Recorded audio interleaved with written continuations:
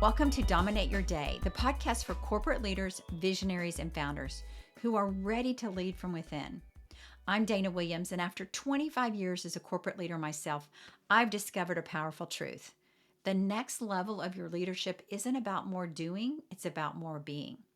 Today, you'll hear from a difference maker who's learned that everything they needed to transform their team and their organization was already within them. They've stopped chasing external validation and started leading from their authentic strengths, their purpose, and their values. This is what I call the internal revolution. And it is exactly what I dive deep into in my upcoming book, Internal Revolution. Lead authentically and build your personal brand from within. So let's get started and dive right in. Welcome back. Our guest today is Sara Nay. She's the CEO at Duct Tape Marketing. Love that name. Since her start at Duct Tape Marketing in December of 2010, she's consulted and advised thousands of small business owners on how to build, grow, and scale a profitable business. She also has a passion for helping small business owners focus on their zone of genius and building a team around them to support their growth. One of the things that we talked about, several things, but you're going to learn from Sara how she used her unique Clifton strengths to help her as she grew and change and develop. You're going to hear how her people have learned to future proof their roles. And then you're going to learn on how she's managed when things feel overwhelming at work and at home and life, and how she's managed herself, and really her guidelines for helping other leaders and other organizations as they work on their marketing needs. She has a book that is coming out, and she's going to be talking about that. And she's just a powerhouse. Welcome to the show, Sara Nay.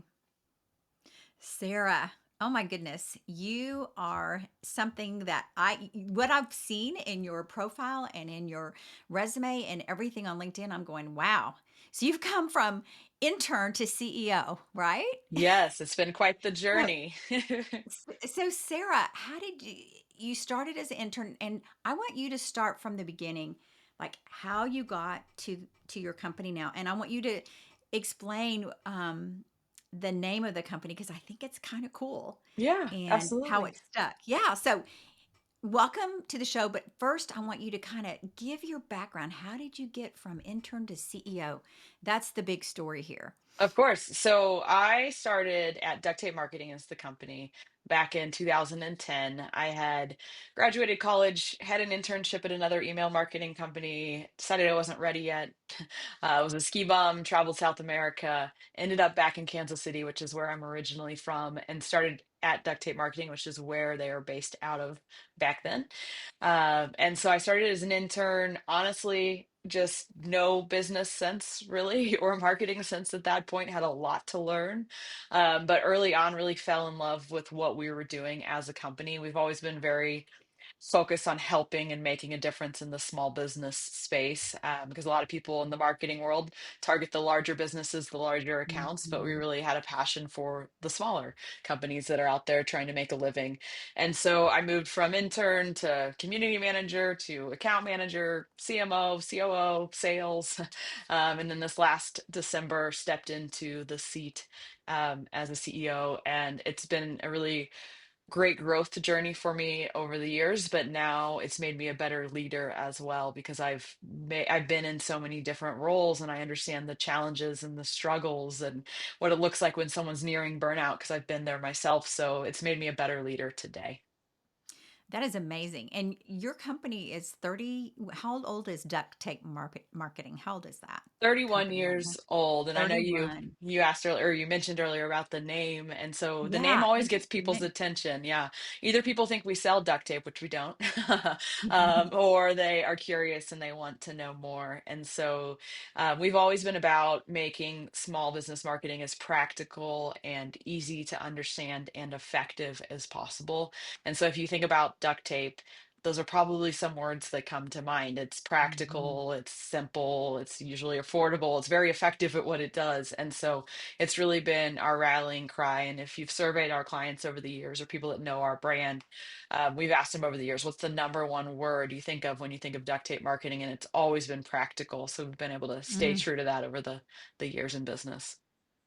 One of the things that I am fascinated by as I looked at your bio, just written a book, and we'll talk about that in a little bit, but that how you've consulted like thousands of small business owners on how to build, grow, and scale a profitable business. But think about it right now, so much change is going on. And I can think back the 31 years that your company's been in existence, and you've been there for what, 15 of it. Yeah. Um, how have you managed and navigated your clients through this time?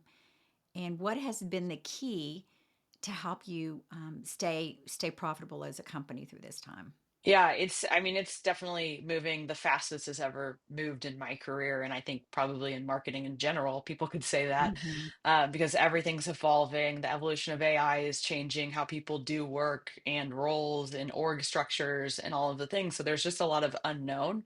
Also, AI is changing so fast that what we have today available to us might be completely different, will be completely different in Hmm. 6 months from now, a year from now. Someone asked me Hmm. once, like, where do you envision AI being in 10 years? I'm like, I have absolutely no idea. Like, who Yeah. knows? It's hard to predict 6 months out. And so there's just a lot of uncertainty from business leaders, but also from team members, employees, contractors, whoever they manage as well. And so a lot of it comes down to we've actually done this exercise with our team a few weeks ago, where we had everyone on our team come together and talk about how they can future proof their roles.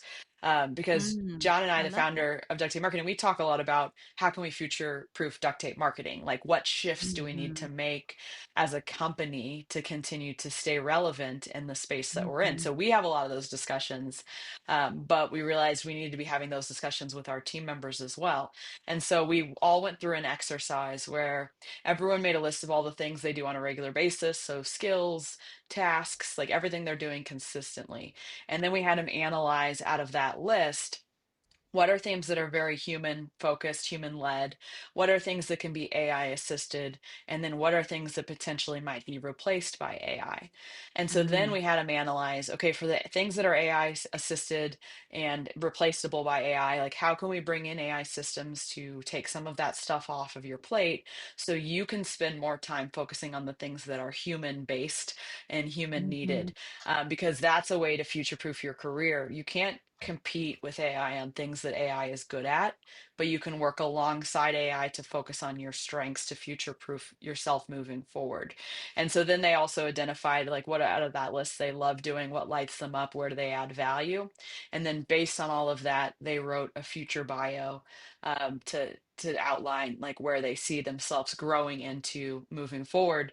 And one of my team members, after she went through the exercise, she actually was like, I'm not going to start using this bio now. I like this a lot more than what I currently have as my bio, even though it was something for her to strive and grow into.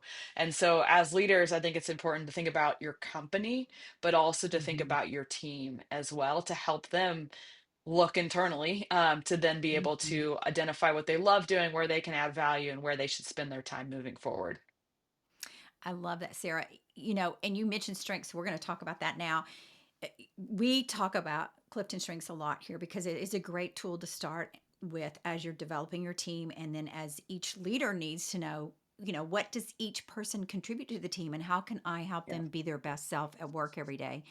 So tell us a little bit how you've engaged with strengths in your organization and what has worked for you guys.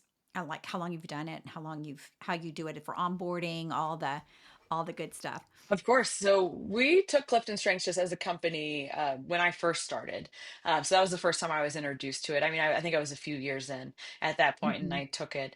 And then over the last few years, we've incorporated it more into our business than we had back then. And so what we did at a few years ago is we had everyone on the team take the Clifton Strengths assessment, and then we created just a Google sheet with everyone had different tabs, and then they put in their strengths in that Google Sheet, their strengths and their weaknesses. So they put their top and bottom five, and then answered a series of other questions like working style and how to best communicate with me and what makes a great team experience. And so just some additional questions there as well.